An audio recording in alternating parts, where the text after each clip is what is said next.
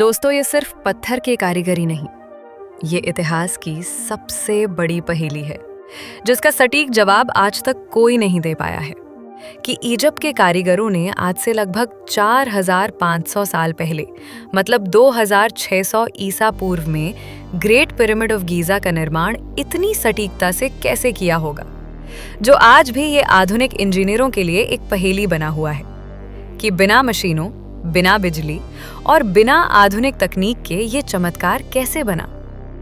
लगभग 23 लाख विशाल पत्थर, great pyramid में करीब 23 लाख पत्थर के ब्लॉक्स लगे हुए हैं। हर पत्थर का वजन 2 से 80 टन तक है।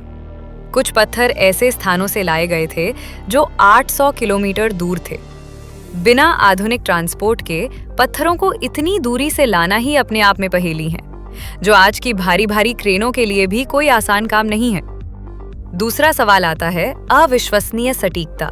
पिरामिड को चारों दिशाओं, उत्तर, दक्षिण, पूर्व और पश्चिम की ओर इतनी सटीकता से बनाया गया है कि गलती सिर्फ 0.05 डिग्री से भी कम है, जो आज के जीपीएस सिस्टम भी इतनी परफेक्ट अलाइनमेंट पाने में जूझ जाते हैं।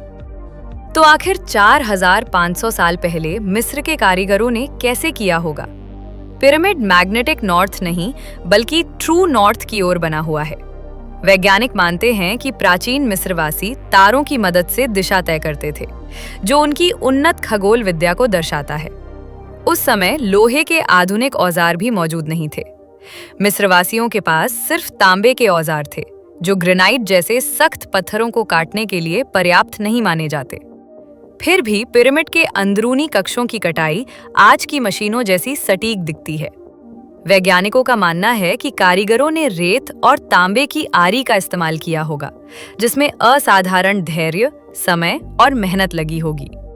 इन सब के बावजूद भी सबसे बड़ा सवाल ये आता है कि आखिर पत्थर इतने ऊपर कैसे चढ़ाए गए। पिरामिड की ऊंचाई लगभग 146 मीटर थी और इसमें इस्तेमाल हुए पत्थरों का वजन औसतन 2 से 3 टन और कुछ का 60 टन से भी अधिक था। इतनी भारी पत्थरों को ऊपर तक कैसे पहुंचाया गया, ये आज भी रहस्य है। रैंप, सर्पिल रास्ते या किसी खोई हुई तकनीक? इंटरनल स्पाइरल रैंप थ्योरी को सबसे संभावित तकनीक माना जाता है। आज के कई आधुनिक इंजीनियर भी इसे सबसे तार्किक समाधान मानते हैं। पिरामिड के अंदर ही एक घुमावदार रैंप बनाया गया होगा। पत्थर उसी आंतरिक रैंप से ऊपर खींचे जाते थे। बाहर से पिरामिड बनता गया और अंदर रास्ता छुपता चला गया। आधुनिक स्कैनिंग में पिरामिड के अंदर अज्ञात खाली संरचनाएं भी पाई गई हैं।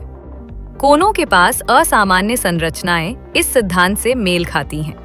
हालांकि कोई भी सिद्धांत अभी तक पूरी तरह साबित नहीं हो पाया है। शायद पिरामिड हमें ये बताने के लिए बनाए गए हैं कि इतिहास उतना सरल नहीं है जितना हमें किताबों में बताया गया है।